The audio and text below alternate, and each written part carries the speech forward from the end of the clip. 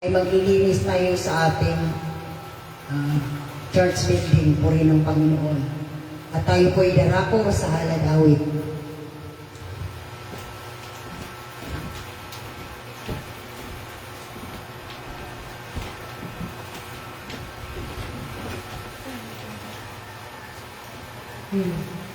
Mayong punta sa atong tanan o labang na sa atong puri nga Diyos. Magalat kong awit para kanina.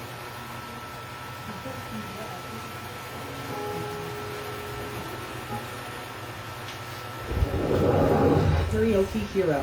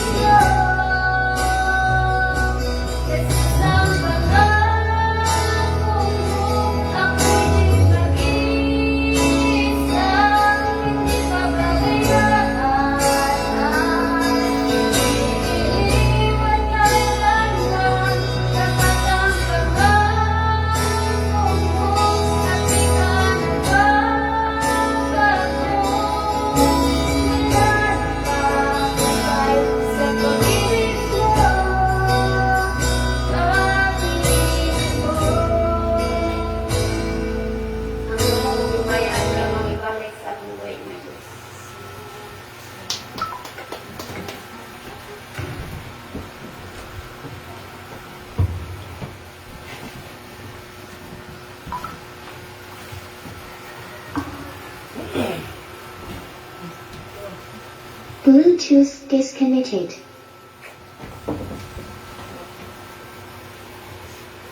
Ang hugma mo, balaano, putli o walay pagkabali.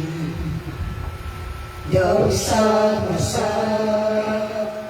bulawan, marili mo lupay, katahong palandong. Ang hugmang maluparon, puro sa isimba ko ikaw, gihalaran sa kanunay, tungod sa kalipay, kasing-kasing ko, ang huni sa gugma, awiton ko. Dawa pang halay ko, puno sa pagdait, gihanay o giawit, tungod sa gugma mo. Pusa gisimba ko ikaw, gihalaran sa kanunay, tungod sa kalipay, kasing-kasing ko, ang huni sa gugma, awiton ko. Pusa gisimba ko ikaw, gihalaran sa kanunay,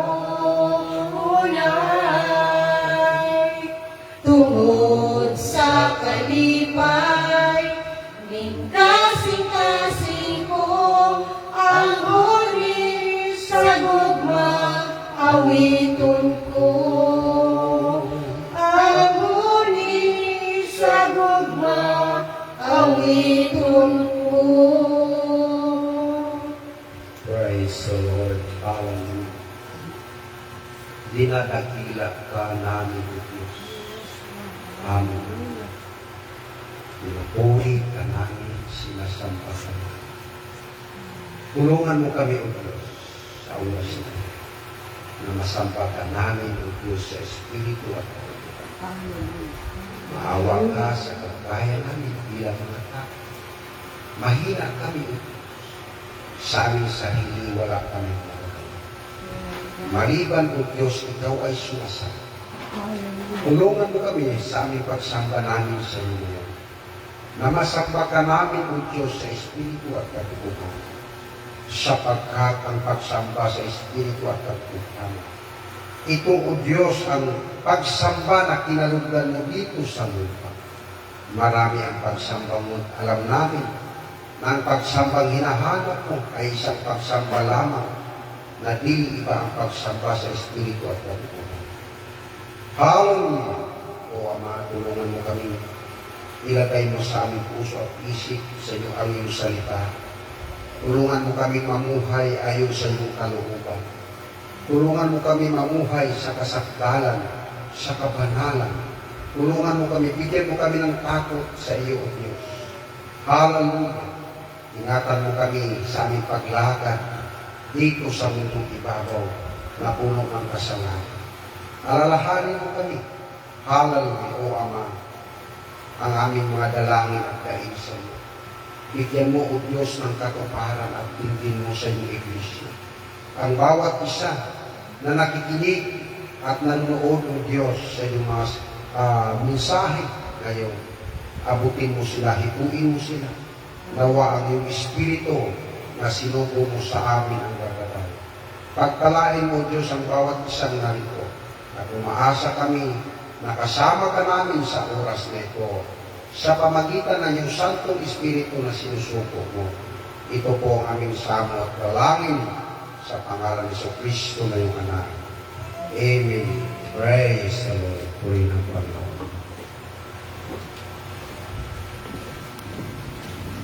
Praise the Lord, purihin ng Panginoon. Noong nakaraang linggo ang ating tinapik tungkol sa kasagdalan, no? At pag-aaring ganap. Okay. Bakit mahalaga ang kasagdalan? Sapagkat ang isang taong sakdal, siyang karapat-dapat haharap sa Diyos. Purihin ang Panginoon. Sila ang inaaring ganap ng Diyos. Tingnan natin mga kapatid, dito sa Roma 4, versikulo 5. Datapwat sa Kanya na hindi gumagawa, ngunit sumasampalataya sa Kanya na umaaring ganap sama-sama.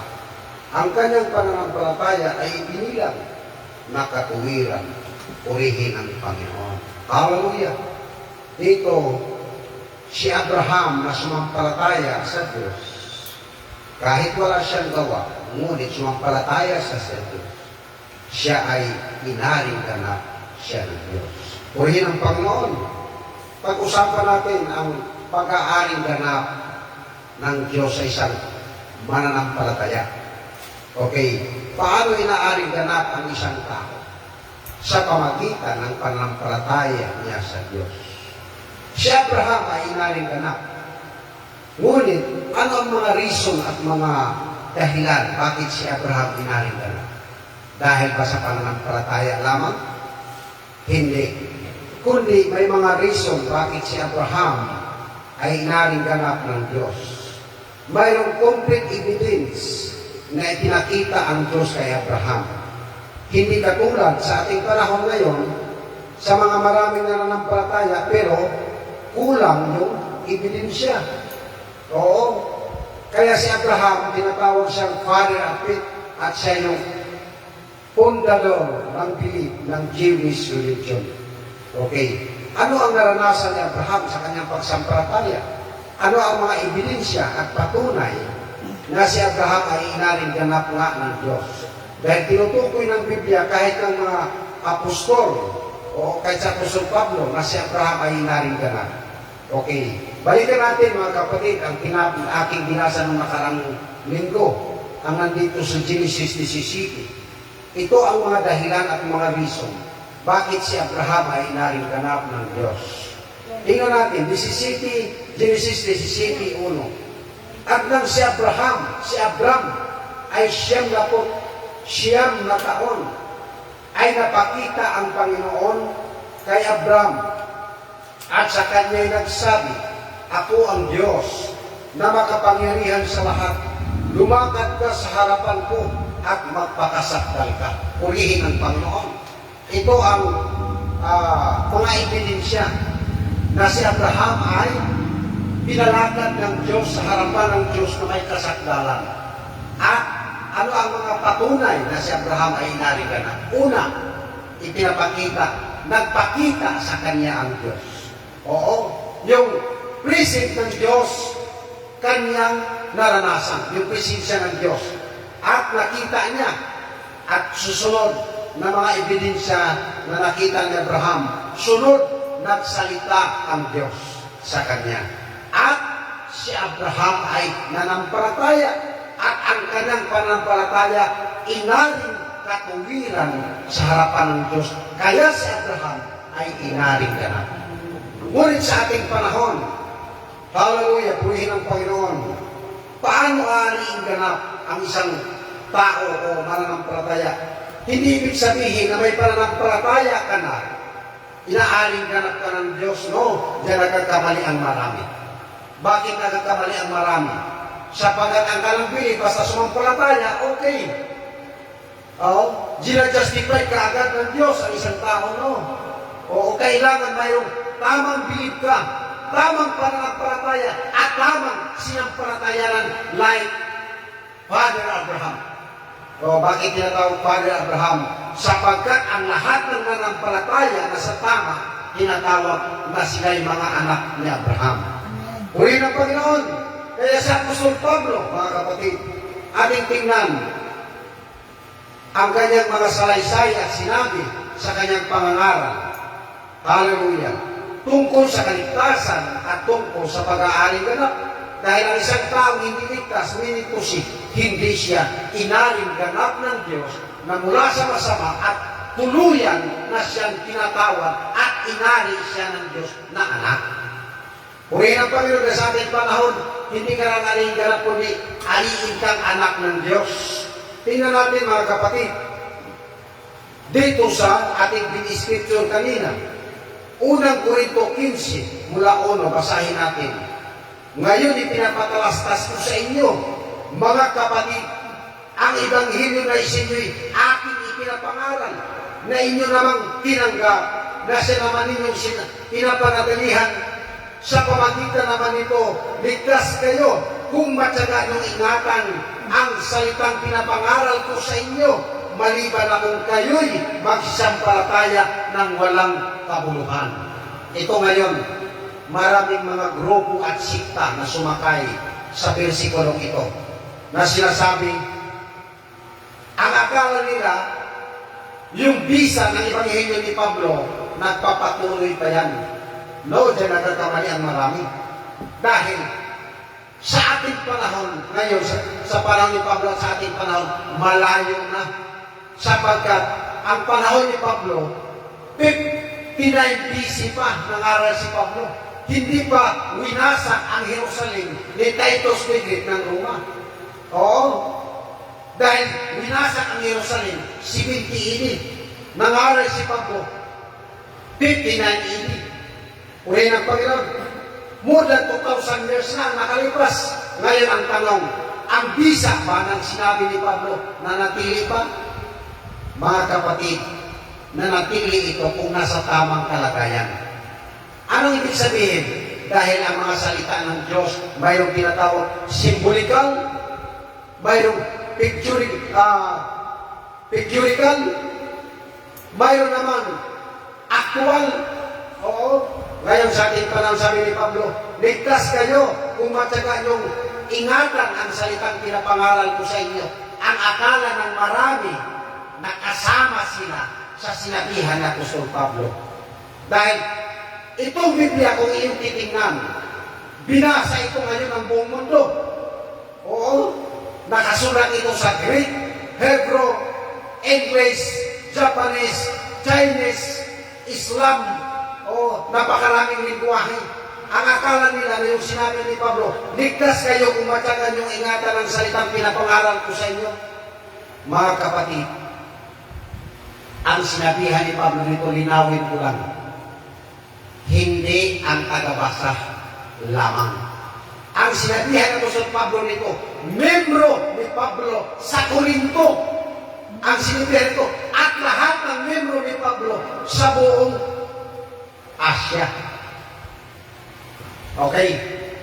Ang lahat ng mga tao na bautismo ni Pablo at ang lahat ng tao na nakadalawang palad ni Pablo at ang lahat ng tao na nakasama ni Pablo sa buhay niya. Kaya sabi niya, ligtas kayo kung matyaga niyong ingatan ang salitang pinapangaral ko sa inyo. Oo, tuloy tayo sa this, sapagkat ibinigay ko sa inyo una sa lahat ang akin namang tinanggap na si Kristo ay namatay dahil sa ating mga kasalanan ayon sa mga kasulatan. Ito ngayon, si Pablo may tinanggap. Ano ang kanyang tinanggap? Authority at pagka-apostol. Leadership authority. Ngayon, ang nangyari? Kasama ba nito yung mga nagbasa lamang hindi? Ano ibig sabihin nito? Maliban lamang kung mayroong isang tao na deceive like Apostle Paul na nag-receive ng authority at sila'y tumanggap. Yun ang masasabi ni Apostol Pablo. Ang taong yan pasa sa standard ng pagka-leadership ng pagkatawag sa kanya. Hindi mawawala ang bisa ng sinalita ni Pablo kung ang isang tao na nangaral pumalit kay Pablo o nangaral din na isang leader tinawag at sinugo din ni Kristo. Tingnan nyo si Abraham. Bakit si Abraham naging leader? Nagpakita sa kanyang Diyos. Sunod nagpakita, nagsalita sa kanyang Diyos. Pagkatapos, nanampalataya si Abraham. Ano ibig sabihin? Gaya na to sa Pablo. Disin. Oo, di ba si Pablo nagpakita sa kanyang Panginoon sa daan ng Damasco? Pagkatapos nagpakita, nagsalita. Pagkatapos si Pablo nanampalataya. Yun ang pagtanggap ng karapatan at authority ni Pablo. Ang pangangaral ni Pablo sa ating panahon kung ating titingnan, kung hindi ka sinugo at susundan mo lang, wala nang bisa yun. Ngunit kung ikaw ay tumanggap din ng karapatan, magkaroon ng equal authority. Yan ang sinasabi sa 11. Tingnan natin sa 11. Unang Korinto 15:11. Maging ako nga o sila ay gayon ang aming ipinapangaral at gayon ang aming sinasampalatayanan. Paano magkaroon ng equal authority ang isang mga ngaral sa mga apostol? Katulad ng 12 apostles, katulad kay Pablo. Kung nakaranas ka na nakakita ka ng kaluwalhatian pa rin ni Kristo, gaya ng mga propeta. Kaya tingnan mo ngayon ang maraming mga ngaral. Hindi yan pagsira. Ha? Hindi yan pagsira. Ang akin, katotohanan lang nilalantad ko. Oo. Paano ka magkaroon ng equal authority? Pantay na karapatan ng mga apostol sa leader ng iglesia. Maliban lamang kung nagpakita sa iyo si Kristo. Gaya ng Apostol Pablo. Gaya ng 12 apostol. Sapagkat ang apostol, pakitaan talaga ni Kristo. Hindi ka pwede maging apostol kung hindi mo nakita si Kristo. Basa, tingnan natin. Unang Korinto 15 versikulo 7. Tsaka napakita kay Santiago at saka sa lahat ng mga apostol. Ibig sabihin, kapag ikaw apostol, hindi ipagkait mismo ni Kristo ang kanyang kaluwalhatian na ipakita niya. Purihin ang Panginoon. Meaning to say, nagkaroon ka ng karapatan, nagkaroon ka ng authority, gaya ng mga naunang apostol, gaya ng mga propita, equal authority. Kaya, yung sinabi ni Pablo na sinasabi, tingnan natin, nasa pamagitan naman ito, ligtas kayo kung matyaga yung iingatan ang salitang pinapangaral ko sa inyo. Maliban na kung kayo'y magsisampalataya ng walang kabuluhan. May pananampalataya na walang kabuluhan. Ang akala ng marami, basta magbasa ka ng Bible, okay na yan, approve na yan. No! Diyan nagkamali ang marami. Sinabi ni Pablo, maliban na kung kayo'y magsisampalataya ng walang kabuluhan, kapag ikaw ay sumampalataya sa pangangaral ng isang tao na hindi sinugo. Yan. Kawawa ka. Bakit kawawa ka? Naghintay ka ng akala mo totoo. Pero naghintay ka ng wala. Bakit ka naghintay ng wala? Dahil yung taong yun ay hindi man sinugo ni Kristo. Walang pakialam si Kristo doon sa pangangaral ng tao yun. Kaya tingnan ninyo, ang lahat ng sinugo, ang kanilang mga aral, parang parihas yan. The early church, ano nangyari sa early church? Sila ni Pedro at saka yung 12 apostol, ano nangyari sa kanila? Una, ipinakita ni Kristo sa kanila ang kanyang kalulatian. Sunod, sila binaptismuhan.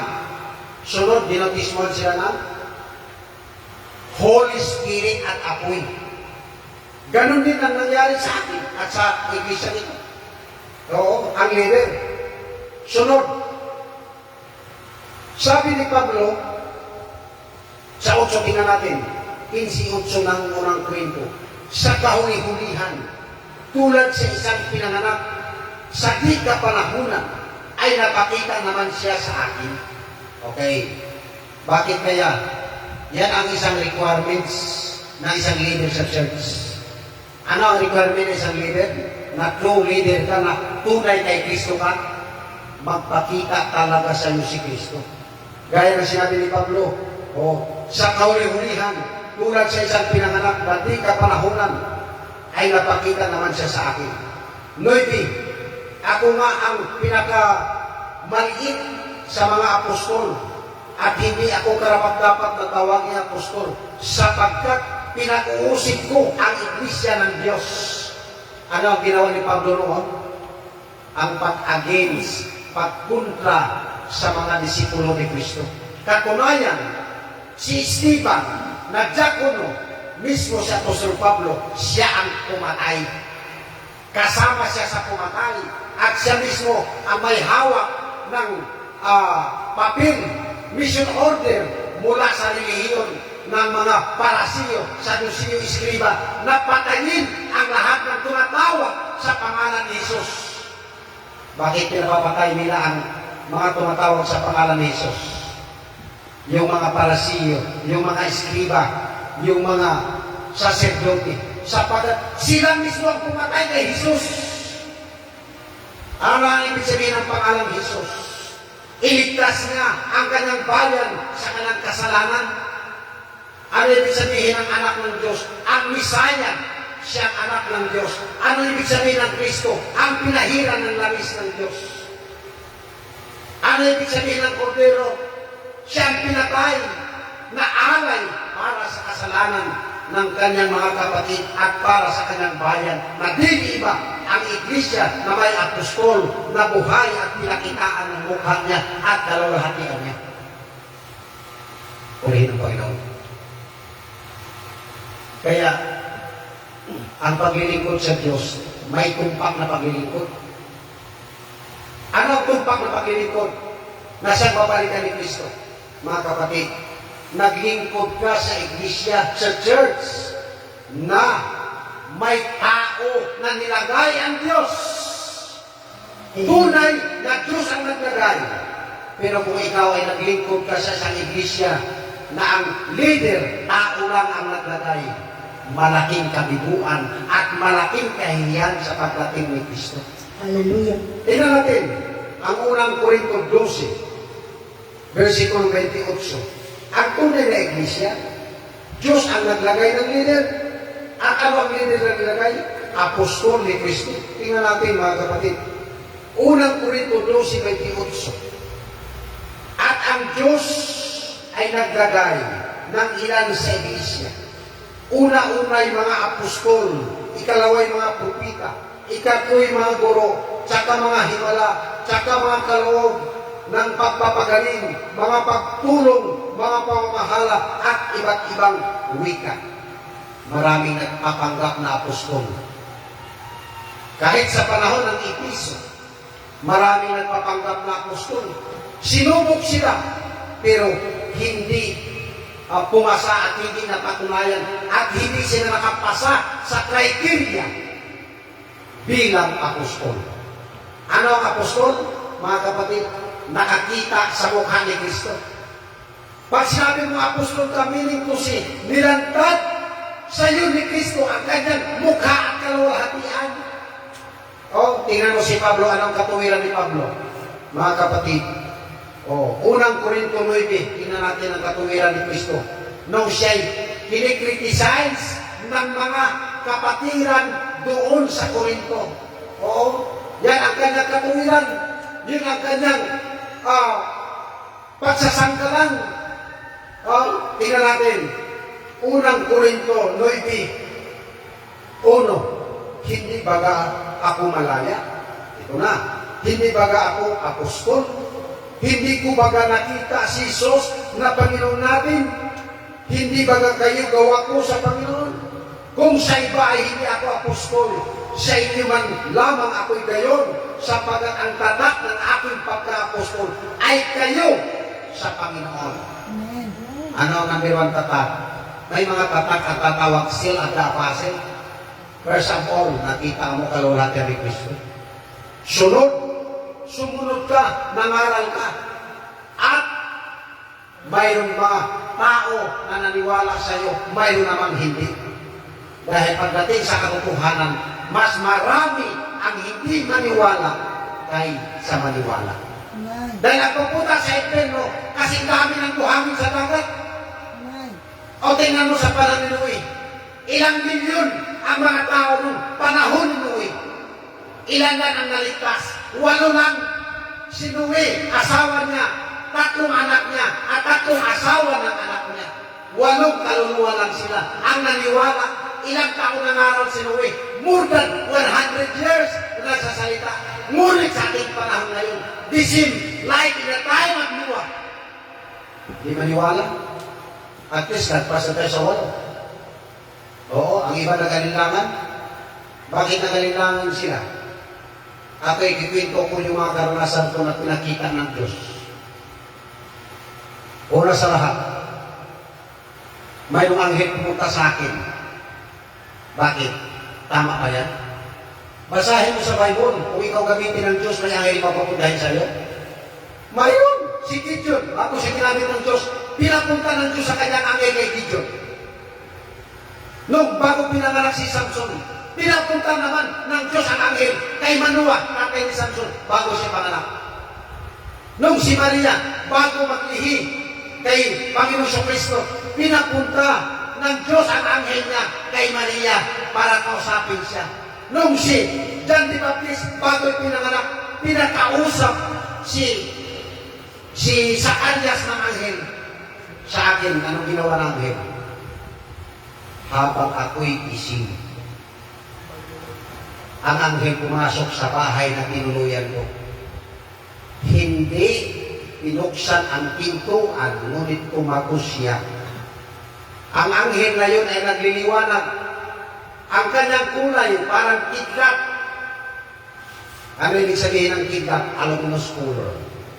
Yang anghel na yan, hanggang ngayon, makikita ko para sa Bible.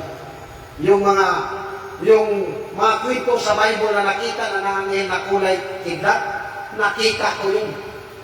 Yung anghel na yun, na pumunta sa akin, yun ang nagbukas ng bako ng libingan ni Kristo. O, ano ang kulay ng anghel na yun? Ang kanyang liwanag, aluminous color, gaya ng kidlat. Sige, patunayan ko sa inyo. Ang pumunta sa akin na anghel, ay yung nagbukas sa libingan ni Kristo. Ang kanyang kulay kidlat, aluminous color. Nakita ba kayo ng kulay ng kidlat? Aluminous. Kulay green, aluminous. Okay, tingnan natin. Mateo 28, versikulo 2. At narito, lumindol ng malakas, sapagat bumaba mula sa langit ang isang anghel ng Panginoon. At naparoon at iginulong ang bato at nakaupo sa ibabaw nito. Ang kanyang anyo ay tulad ng kidlat, ito na. At ang kanyang pananamit ay magputing parang nito. Oh, nakita ko ito, ang damit ko puti. So, ako marami na kong anghel nakita. Sunod pinakita sa akin ng Diyos. Isang liwanag mula sa langit, aluminous color pa rin, na tumatagos sa mga punong kahoy, pagitan ng punong kahoy, na habang ang Diyos ay nagsalita sa akin, na nagsasabi, tumakbo ka, bakit pinapatakbo? Sa Biblia, ang lahat na nagdadala ng salita ng Diyos, mga mananakbo sila sa palaruan at paligsahan sa harapan ng Diyos. Yun ang katotohanan. Paniwalaan niyo ng tao ito. Sunod, nung ako'y paakyat sa isang hagdanan pataas, anong nangyari sa akin? Dumating sa akin ang nangangawit ang binti ko sa aking vision at pangitain. Sabi ko, hindi ko na kaya, pagod na ako. Sabi sa akin, nasa likod mo ako inalalayang pinapataas. Nagsalita sa likod. Oo. Mababasa ba yan? Nang likod na inalayan ng aking kamay? Biblikal ba yan? Biblikal. Oo. Biblikal yan. Nang likod ng Diyos, alalayan ng kanyang kamay. Isa sa kanya ko ang aking espiritu. Amen. Oo. Isayas. Tingnan natin. No? Sundan niyo ako. Nandyan ba yan? Yung sinabi sa akin na sa likod mga po, nalalayan kita pataas. Tingnan ninyo kung ano ang gagawin ng Diyos. Ang sabi niya, ang aking lingkod na inalaya ng aking kamay, isa sa kanya ko ang aking espiritu. Oo. Yan ay hindi lang double reference. Oo. Hindi lang din single reference, kundi marami. Okay. Isaiah 42, verse 1, narito ang aking lingkod na aking alalayan at aking hinirang. Oh. Na kinalugdan ang aking kaluluwa. Isa sa kanya ko ang aking espiritu. At siya'y maglalapat ng katulan sa mga bansa. Natupad ba sa akin? Natupad. Oo. Bakit ito pangangaral ko? Isa ito sa paglapat ng katulan sa buong mundo ngayon na nanonood. Ang hindi maniwala, wala silang bahagi. Bakit wala silang bahagi? Ito, natupad ito. Nung nangaral si Kristo, buong mundo ba? Israel lamang. Nung mangaral ang 12 apostol, only the vicinity of the Israel lamang. Bakit anong iniwan sa kanila ng Panginoon? Natagubilin. Bago siya, nung hindi pa siya umakyat sa langit, nagsalita, sabi ng Panginoon, huwag kayong magsiparoon sa mga daan ng mga hintil, kundi hanapin ninyo ang mga tumpang na waglit sa mga anak ni Israel. Okay. Ang ibig sabihin, sa ating panahon, nagkaroon ng katuparan sa akin yung Isaiah 42, verse 1. Oo, naglalapat ng katulan sa buong mundo. Dahil ang salita ng Diyos, kapag hindi mo sinampalatayanan, hinatulan ka na. Kapag sinampalatayanan mo, ginajustify ka ng Diyos. Bakit? Yan ang tatak ng tunay na sinugo ng Diyos. Okay, puri ng Panginoon. Tingnan natin ang sinabi ko kanina. Ang tagubilin ni Kristo noong una. Matthew 10, versikulo 6. Okay. Dito sa 5 muna. Ang 12 ito'y sinugo ni Jesus. At sila'y ipinagbilin na sinasabi, huwag kayong magsipagtungo sa 500 ng mga hintil. Okay, Pilipinas, hintil ha. At huwag kayong magsipasok sa 5 mga bayan ng mga Samaria. Kundi bagkos, magsiparoon kayo sa mga tupang mga waglit sa bayan ng Israel. Okay, sa bahay ng Israel. Okay. Ito ngayon, saan ba ang karapatan ng mga 12 apostol? Ang karapatan ng 12 apostol, ang kanilang authority, ang kanilang mission at visa ng kanilang mission hanggang sa loob lamang ng Israel. O bakit? Ganon ang Diyos may kaayusan. Oo. O tingnan natin mga kapatid. Isang proof, babasahin ko sa inyo. O. Mateo 19:28, sundan ninyo ako.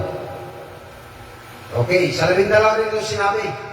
At sinabi ni Jesus sa kanila, katotohanan sinasabi ko sa inyo, na kayong nagsisunod sa akin, sa pagbabagong lahi, pagkaupo na ang anak ng tao sa luklukan ng kanyang kalulahatian, kayo naman magsisiupo sa 12 luklukan upang magsihukom sa 12 angkan ng Israel. Ano ang hukuman ng 12 apostol? Only the 12 tribes of Israel. Ano ang hukuman ng pinahira ng Diyos na nakahula sa Isaiah 42? Lahat ng maabot ng pangaral niya buong mundo. Oo. Yan ang mangyayari sa end of the last days. Bakit sa end of the last days? Sa end of the last days, kasama dyan pangaralan, una ang kanyang bayan, sunod ang buong mundo. Pero mas priority doon ay ang bayan niya. Oo. Pangalawa na lang yan, lahat ng bansa. Pero ang pangaral na ito, mga kapatid, nakahula na. Mateo 24, versikulo 14. At ipapangaral ang ibanghelyong ito sa buong sanglibutan, sa pagpatutuo sa lahat ng mga bansa, at kung magkagayon, darating ang wakas. Okay, ito ang fulfillment sa isang sinugo na nakatayo sa harapan ninyo ngayon. Ito yung Isaiah 42. Narito ang aking lingkod na aking inalalayan, ang aking hinirang, na kinalugdan ng aking kaluluwa. Isa sa kanya po ang aking espiritu. Siya'y maglalapat ng katulan sa mga bansa. Pasok ito sa 24:40 ng Matthew. Purihin ang Panginoon. Bakit mga kapatid?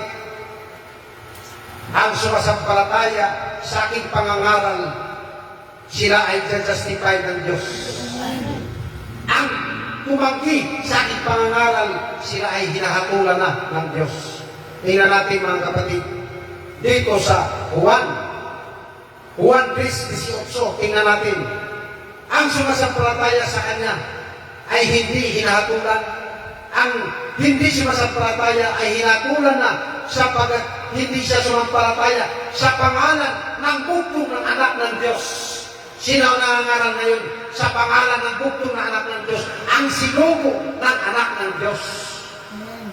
Purihin ang Panginoon. Ang mga hindi sumampalataya, hinatulan na. Bakit? Ayaw nila, tinanggihan nila. Kanilang inayawan, kanilang tinispis ang sinugo ng Diyos. Anong sabi ng salita ni Kristo? Ang tumanggi sa sinugo ng Diyos. Sino ang tinanggihan? Si Kristo at ang Ama. Mababasa kaya? Siyempre mababasa. 13:20 ng Juan. Tingnan natin. Katotohanan sinasabi ko sa inyo. Ang tumatanggap sa sinumang sinugo ko ay ako ang tinanggap. At ang tumanggap sa akin ay tinatanggap ang nagsugo sa akin. O tingnan ninyo, malinaw. Lalo na yung sa Lucas 16. Ang hindi tumanggap sa inyo.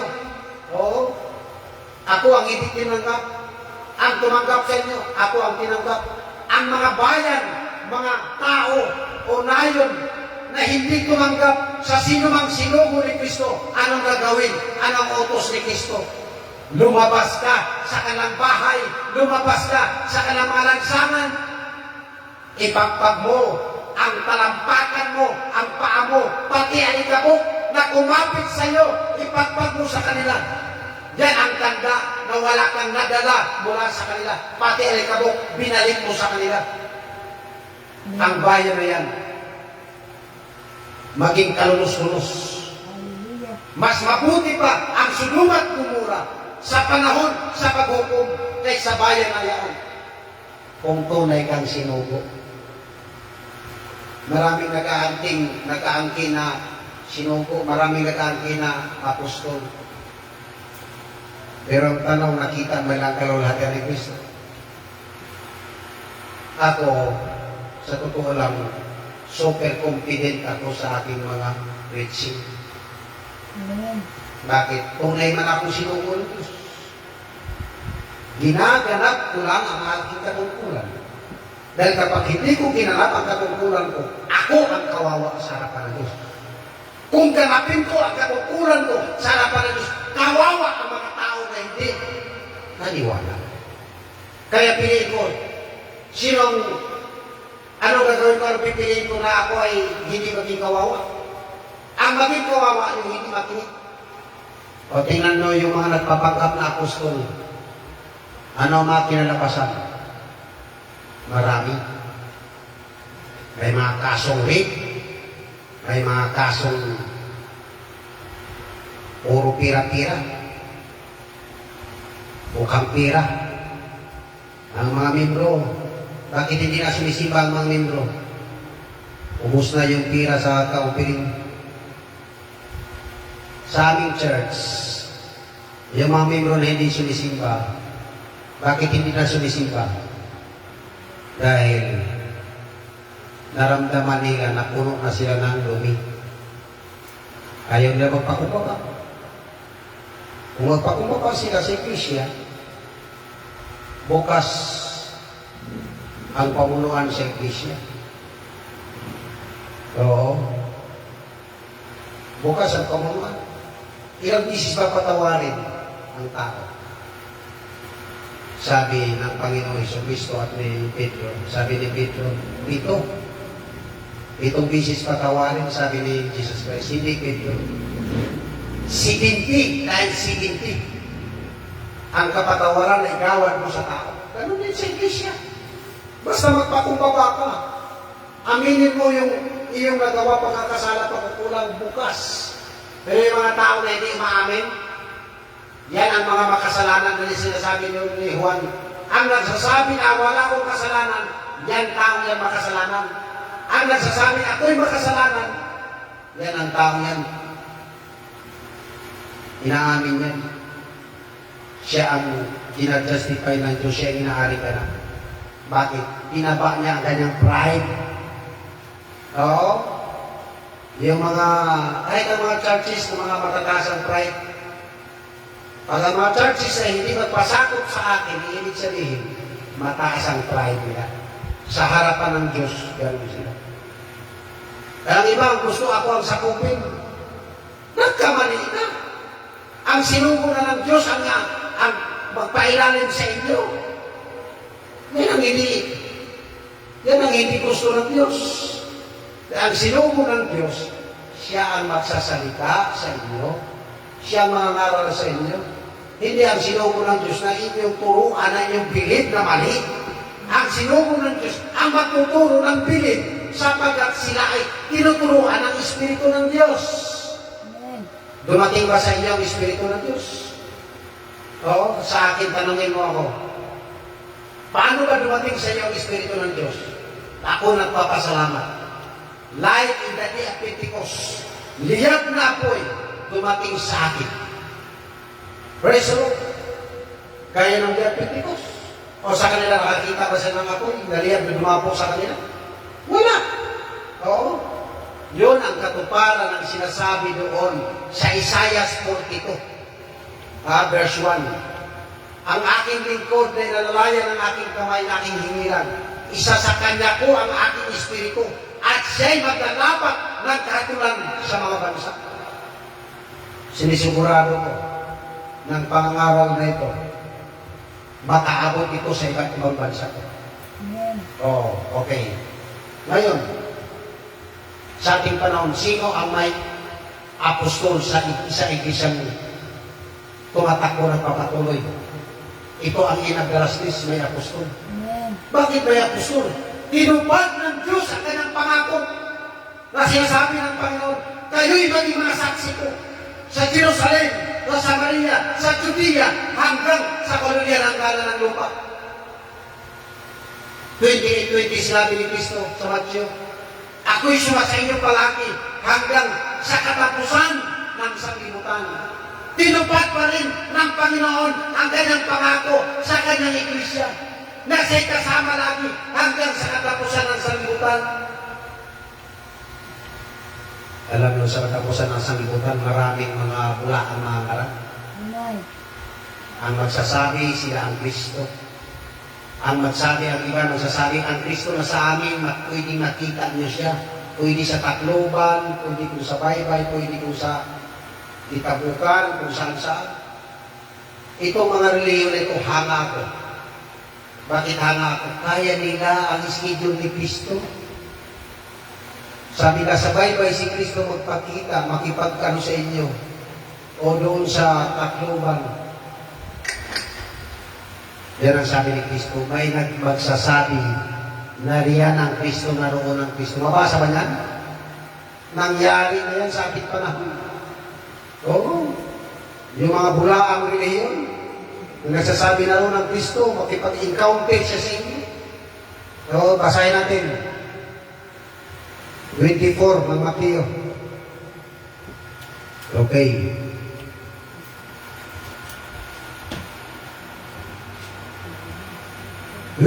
Verse 26. Kaya nga kung sa inyo'y kanilang sasabihin, ito na, narito siya na sa ilang. Diyan sa Davao, ang nangyari noon, bata pa ako, pumunta sila sa bundok. Lahat sila nakasuot ng buta, naka-helmet. Dahil si Kristo doon daw sa bundok ng Davao darating. Napakatangingot naman. Hindi sa bundok ng Davao. Sa taas ng Mount Olive, si Kristo babalik. Katangahan yan. O tingnan mo doon sa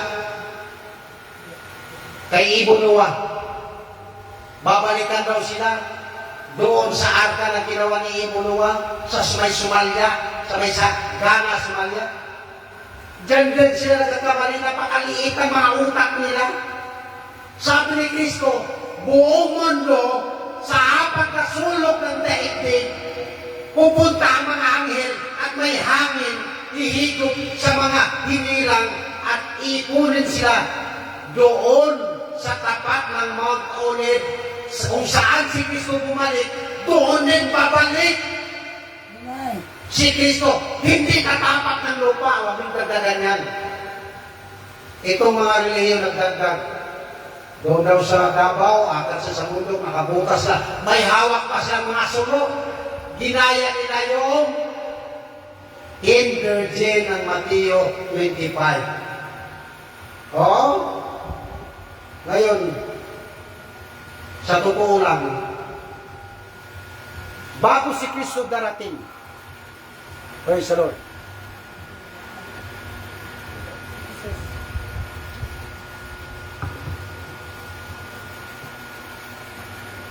Praise the Lord. Bago si Kristo darating, may tao na una kay Kristo mangaral advance. Oo. Noong nagkatawang tao si Kristo, may advance na tao nangaral. Sino yun? Si John the Baptist. Honcho. Oo. Sa ating panahon ngayon, kung titingnan mo, may tao pa rin na advance darating. Siya ang boses na darating, nagigising sa lahat ng mga churches, sa lahat ng mga tao, dili iba, sinugong bantay. Amen. Oo. Bagaman hindi siya Hudyo dahil una, bakit Hudyo ang una? Dahil ang pangaral magmula sa Jerusalem, papunta sa kahuli-hulihan ang gana ng lupa. Kukuha pa pa si Kristo ng Hudyo uli para paposisyonin niya dito sa mga hintel. Yan, gamitin ang kaisipan. Oo. Ngayon yung taong yan, ito yun. Mateo 25, versikulo 6. Datapwat pagkahating gabi ay may sumigaw, narito ang kasintahang lalaki, magsilabas kayo upang salubungin siya. Anong mangyayari? Bago si Kristo, mayroong sisigaw. Hindi ito sigaw ni John the Baptist sa pangangaral sa ilang. Sa Ilog Jordan, hindi ito. Sigaw ito ni Bantay. Oo, anong Bantay? Laging gising kahit hating gabi. Na siya ang gumigising sa mga tao na sasalubong kay Kristo. Amen. Ang problema niyan, ang mga tao matigas na ang puso. Dahil ang mga tao nauna na ang kasalanan sa kanilang puso. Oo, yung mga tao may pira, hindi yan makinig. Bakit ang tingin niya sa sarili, wala kang pira? Mayroong isang nagpakilalang milyonaryo, sabi niya sa akin, na pastor siya, walang maniwala sa iyo, pastor. Wala kang pira. Dahil sa mundong ito, ang pinaniwalaan, pira. Oo, ano ang katuwiran ko? Hindi sinabi ni Kristo na kapag kayo'y nangaral, humayo, magbaba kayo ng salapi, magdala kayo ng salapi na napakarami. Ang pinahayo ni Kristo, huwag kayo magdala ng baon, damit, isang damit. Ang dalhin nyo tungkol lang, huwag kayo magdala ng bag. Sa bahay ninyong pasukin, sabihin nyo, kapayapaan ang suma sa inyo. Kapag tinanggap kayo, papasok kayo sa kanilang bahay, kainin ninyo ang lahat ng ihanda sa inyo. Tinanggap ninyo, walang bayad. Bakit? Ang mga sinugo ng Diyos may tinanggap sa Diyos. Tinanggap yung walang bayad, ibigay niyo walang bayad. Ito ngayon, yung mga reliyon. Napakarami ng opening bag. Halos nakapaligid sa mga miro. Pag pumasok ka sa simbahan, opening bags, opening bags. Halata yan ng pamimira. Ako sa totoo lang dati, nangangaral ako dati, wala akong opiring na tinanggap. Oo. Nung hindi ako tumanggap ng opiring, may nagreklamo, Pastor, pwede ba may opiring? Dahil pag hindi mag-opiring, ang pakiramdam namin, lalo kami naghirap. Sabi ko, kayo. Oo. Sinugo ako ni Kristo, hindi tumanggap ng opiring. Pero ang opiring kasama din yan sa Iglesia. Pero, sinugo ako ni Kristo upang isingin ang mga nakatulog sa katotohanan at ang mga taong nalugmok sa kadiliman at nasa ilalim ng kamatayan, nasa ilalim ng sumpa. Anong sumpa sa tao? Kapag nanganak, namamatay. Sumpa yan, naghihirap. Ang lalaki, kailangan magpapawis siya bago siya makakain. Ang ahas, sinumpa. Yan ang kanyang ilalakad. Kakain siya ng alikabok. Ang lupa ay masumpa. Hindi natutubuan ng mga matatabang tanim, ang tutubo mga tinik at lawa. Ang buong mundo nasumpa. Kaya may kamatayan ng tao sa ating panahon dahil sa paglabag ng tao sa Diyos, ang lahat ay nagkasala. Oo. O tingnan mo nung kahapon, may nakitang patay doon sa may Kanmarating, nakalutang sa ilog. Oo, nandoon maraming tao na ano. Dahil yung lasing, magbabawas lang, hindi na nakabalik. Siguro nagbawas sa ilog na malakas ang agos, tuloy na ano. Okay, ito ang sumpa. Ang pangangaral ng tunay na sinugo, nakaalis ng sumpa sa tao. Oo, dahil ang pangangaral nito, sa sinugo ng Diyos, nag-aalis ng sumpa. Kapag hindi ka sumampalataya, may iwan ang sumpa sa iyo. Ano ibig sabihin ng sumpa? Hindi ito pagpapala. Ang pangaral ng sinugo ng Diyos, pagpapala. Dahil papayamanin ka sa langit. Mayroon nangangaral, payamanin dito sa lupa. Maganda din yun. Oo, ganda din yun. Kung ako na sinabihan ng Diyos, mangangaral ka para yumaman sa lupa ang mga tao, mangangaral ako, pero hindi ako sinabihan ng gano'n. Si Kristo, bumaba, nagkatawang tao, hinubad niya. Oo. Siya'y nagpakarukha upang magsiyaman ang mga mananampalataya sa Kanya. Ano bang klaseng kayamanan niya? Ang iba ginawa lang literal. Alam mo sa salita ng Diyos, may tinatawag simbolikal, may figurical, may aktual. Oo. Hindi aktual yan, nayayaman ka. Oo. Bagaman kung payamanin ka, dati ka ng mayaman, walang makapigil sa kayamanan mo. Kung payamanin ka rin ng Diyos, ang aming panawagan, kayamanan sa langit. Oo, kaya sabi ni Kristo, magtipon ka ng kayamanan sa langit. Doon walang sumisira, walang magnanakaw, walang ipis, walang kalawang. O, tingnan ninyo, may isang lalaki. Binata tumakbo. Nung tumakbo siya, sabi niya, mabuting guro.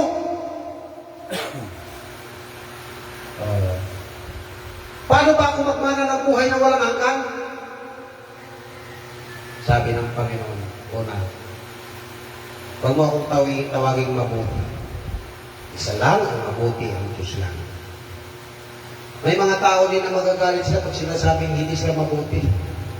Dahil gusto talaga i-take it sa kanila mabuting tao. Pero si Kristo, talagang napaka-humble ni Jesus Christ. Ayaw niya magpatawag ng mabuting guro. Sunod, sinabi ng Panginoon, ginawa mo na bang kautusan? Buhat ng ako'y bata pa, ginawa ko na yan. Ano pang kulang? Sabi ni Jesus Christ, dahil napakayaman ng lalaki niyo. Sabi ni Jesus Christ, ipagpili mo ang lahat ng ari-arian mo. Ibigay mo sa mga dukha, ipakain mo. Pagkatapos, sumunod ka sa akin at magkaroon ka ng buhay na walang hanggan. Alam mo yung ginawa ng binata na manglaw? Umiyak ang binata na manglaw siya. Umalis siya, bakit? Hindi niya kayang itahan, isugal yung kanyang kayamanan na ipamigay, ibinta, ipakain sa mga mahirap. Ito naman, may isang babae, prostitute, babae siya. Itong babae niya, inaamin niya na marami siyang kasalanan. Mayroon siyang naipon na salapi. Marami. Nakabili siya ng pabango. Ang halaga, 3,000 riyal. Bago si Kristo, hinuli, kumain si Kristo, kinuskus ng babae niyon ang paan ni Jesus Christ sa kanyang buhok.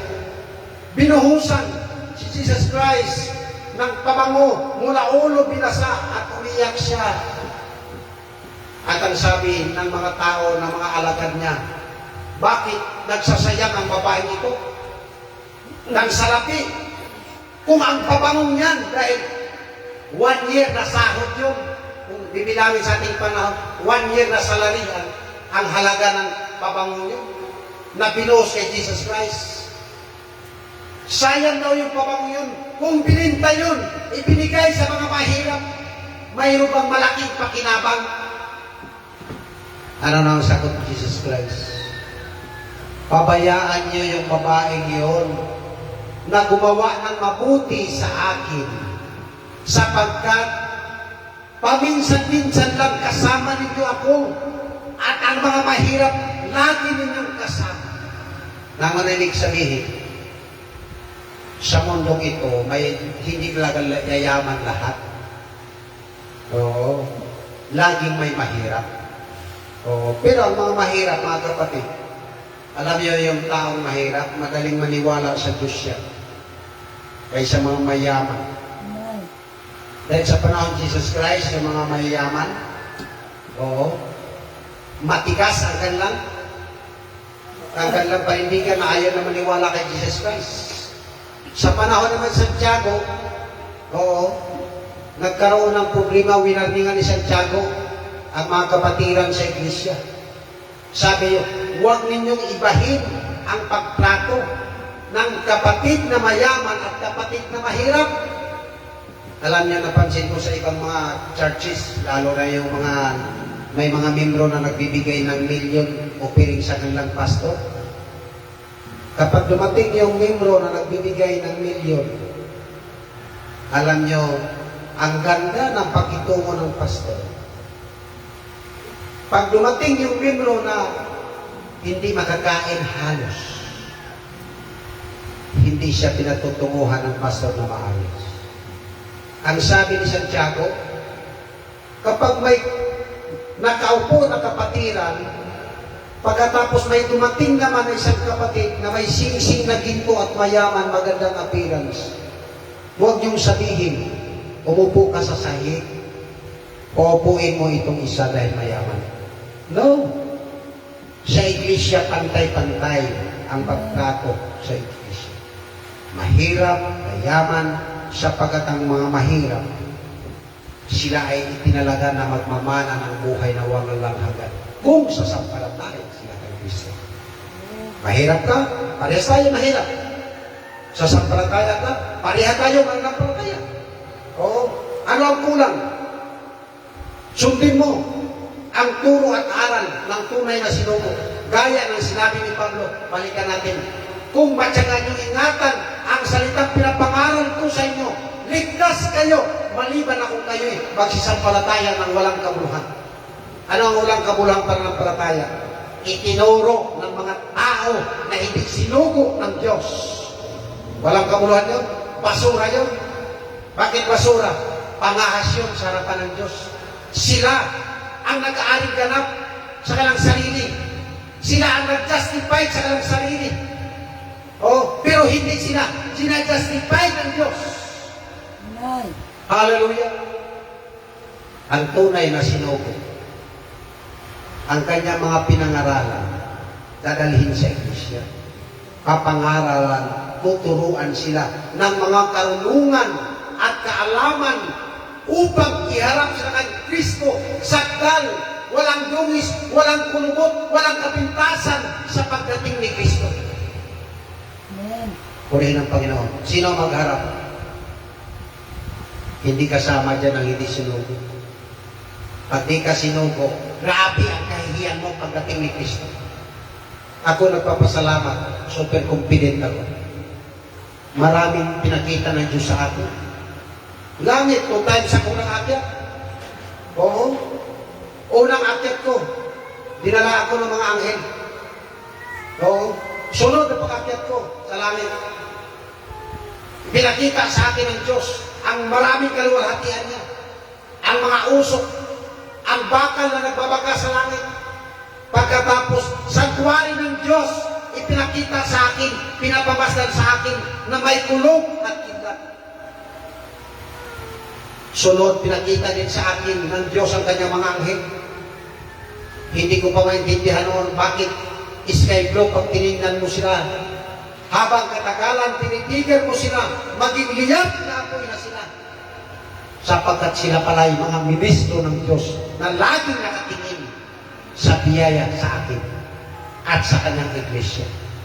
Alam niyo mga kapatid, kapag ikaw ay membro sa church, sa tunay na iglesia, oo, basta lumakad ka sa kabanalan, lumakad ka sa mga daan ni Kristo, may anghel na susuguin lagi ang Diyos sa iyo. Amen. Huwag kang gagawa ng kasalanan. Dahil kapag gumawa ka ng kasalanan, yun ang sinasabi ko nung nakaraan ng mga linggo pa. Magkaroon ng butas sa iyo. Doon ka, gagalawin ka ng masama. Ipahintulot ng Diyos na i-persecute ka ng masama. Bakit? Para hanapin mo ang Diyos. Para magsisi ka. Purihin ang Panginoon. Kaya, ano ang turo na sakdal na katuruan? Ang sakdal na katuruan at sakdal na aral, dala lang ng tunay na sinugo. O tingnan mo yung sa Episo. O, Revelation 2 verse 2. Maraming nagpapanggap na apostol. May mga nagpapanggap na apostol. Ngunit sinubok sila, nasumpungan sila, na pawang bulaan at pawang masama. Purihin ang Panginoon. Hallelujah. Ang tunay na iglesia naghintay sa pagdating ni Kristo. Anong gagawin ng mga kapatiran na naghintay? Huwag kang lalakad sa laman. Huwag kang lalakad sa mga bisyo sa sanglibutan.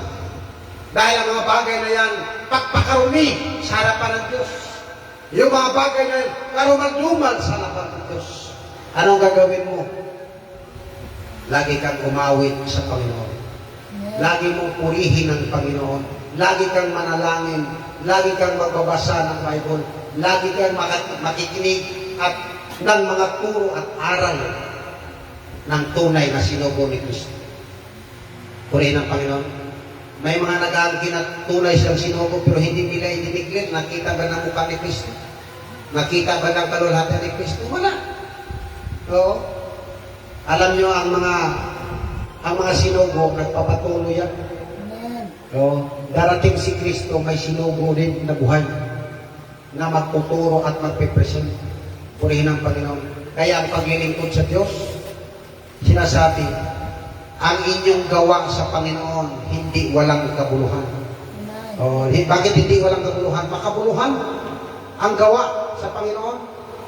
Pag ikaw ay nasa tunay na iglesia, kapag ikaw ay nasa kasama sa tunay na sinugo, oo, yan, makabuluhan yan.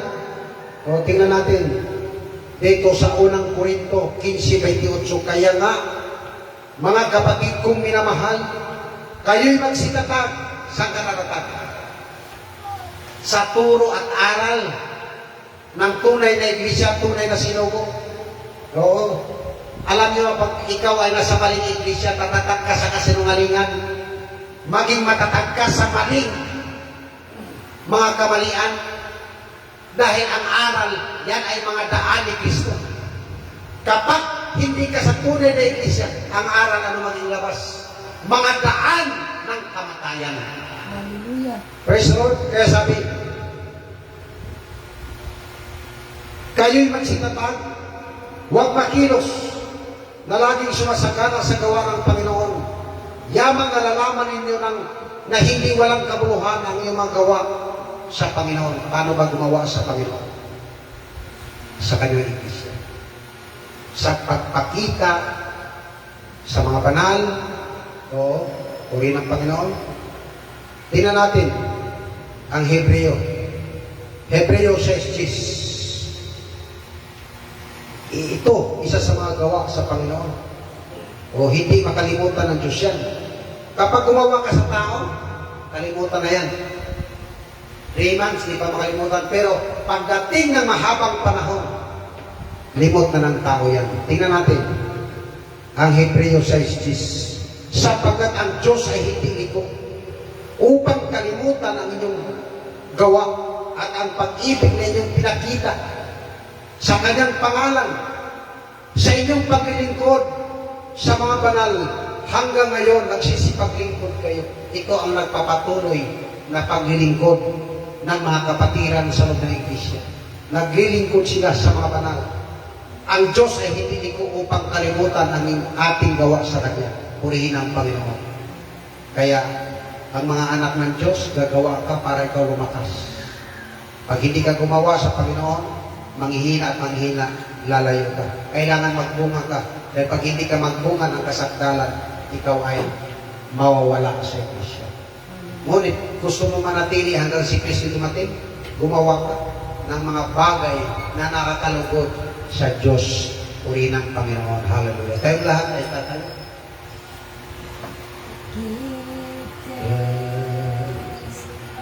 With a grateful heart, give thanks to the Holy One. Give thanks because He's given Jesus Christ, His Son. And now, let the weak say, I am strong. Let the poor say, I am rich, because of what the Lord has done for us. And now, let the weak say, I am strong. Let the poor say, I am rich, because of what the Lord has done for us. Give thanks. Salamat kakilang Diyos na aming Ama, na kami nilagay mo sa iyong iglesia. Salamat sa buhay ng bawat kapatiran. Salamat din sa buhay ng bawat nanonood na may seryosong adhikain at damdamin. Salamat din sa iyong Espiritu na sinubo mo sa amin. Salamat din sa pagkasubo mo sa iyong Ebanghelyo. Tulungan mo kami, ang iyong mga anak. Bigyan mo, O Diyos, ng kagalingan sa mga sakit at karamdaman. Ang mga naghirap, O Diyos, kasama ikaw ang magpaginhawa, O Diyos. Hallelujah. Ikaw mag-ingat sa bawat mga anak mo. Patuloy mong proteksyonan. Patuloy mo kaming gabayan at patnubayan. Akayin mo kami, O Diyos, sa landas na dapat naming tahat na dili iba sa iyong iglesia. Pagpalain mo ang bawat isang narito. Maging ang mga nanonood, pagpalain mo ang mga may seryosong damdamin upang manonood. Maasa kami, maging sa aming pagputol-putol ng pinapay, pag-inom ng katas ng upas, na ito ay sumisimbolo sa katawan at dugo ng aming Panginoon Kristo na ito ang naging tipanan namin, O Diyos, sa iyong iglesia at sa iyo. Linisin mo kami, banalin mo kami, at pagindapatin mo kami sa pagtanggap nito. Ito po ang aming samot na langit sa pangalan ni Kristo na iyong anak. Amen. Praise the Lord.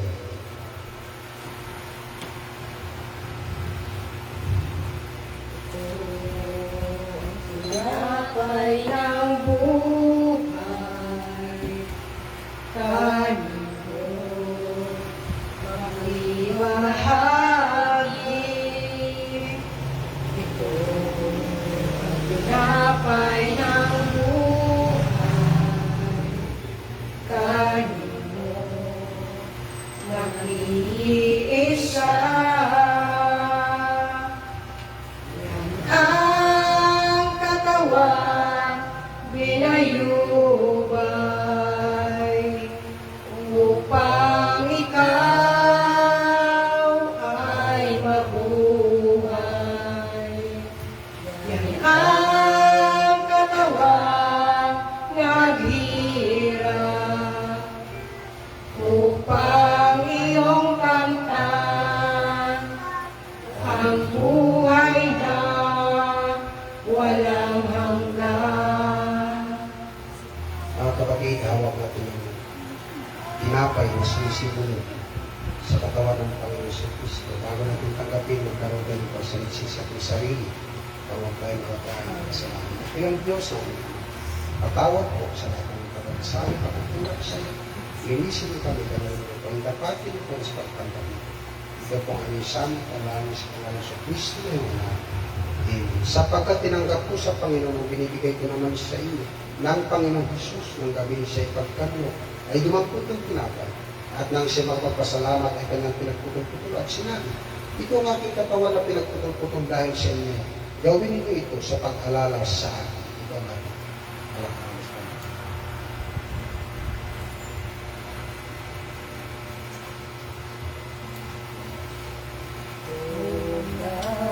Ay dugo, ikinigit ng haring nagtiis. Buhay niya'y sadyang inalis ng taong pulisin.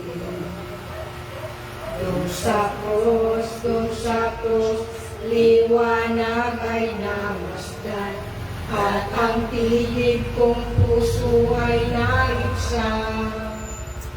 Doon ko natanggap aking katubusan, masaya ako kailanman. Ang sala ko hinugasan ng dugo niyang banal, at sa kanya'y ihahandog ang buong buhay. Doon sa krus, liwanag ay namasdan, at ang tigil kong puso ay naibsan. Doon ko natanggap aking katubusan, masaya ako kailanman.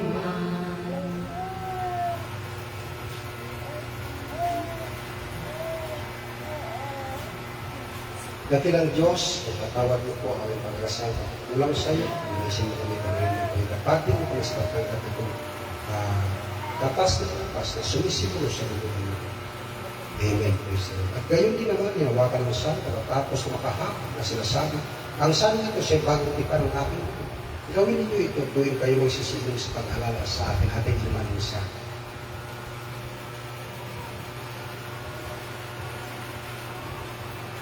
Ang Ama ay papurihan,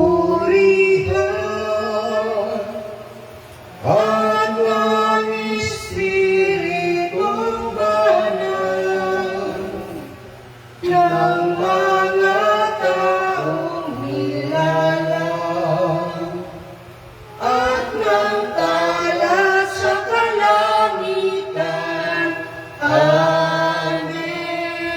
doon sa makapag-iingat sa inyo mula sa pagkakisod at sa inyo makapagharap na walang kapintasan na may malaking ganap sa harapan ng kanyang kaluwalhatian. Siya isang Diyos na ating tagapagligtas sa pamagitan ng Kristo na ating Panginoon. Sumakay nawa ang kaluwalhatian, ang karangalan, ang paghahari at ang kapangyarihan sa panalahang panahon at ngayong magpakailanman. Siya nawa. Alam mo, Diyos naming tinanggap, taglay sa pag-isa, lumahagi sa iyong pag-ibig, ay siya namin ihahayag ay sumandem. Ang biyaya ng Panginoon Kristo at ang pag-ibig ng Diyos at ang pakipisan ng Espiritu Santo sumasa atin na lahat. Tapos ng pagsimba, ulitin natin ng I love you, the love of the Lord. Magkamayan tayo lahat para tayo guys. Yes, I love you with the love of the Lord. Yes, I love you with the love of the Lord. I can sing you the glory of my... Yes, I love you with the love of the Lord. Umahal kita sa Panginoon. Isa din na nagpiano, sunod-sunod na nakarecord. Naka-record? Ewa, tumapawong. Wala. Wa, magpawong.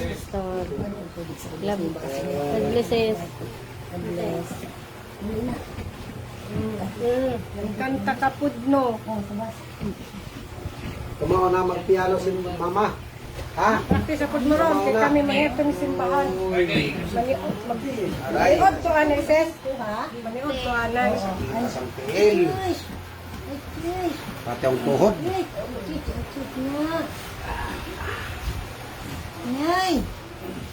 Nay! Kita si Jimmy. Yaya ng gusto ko siya.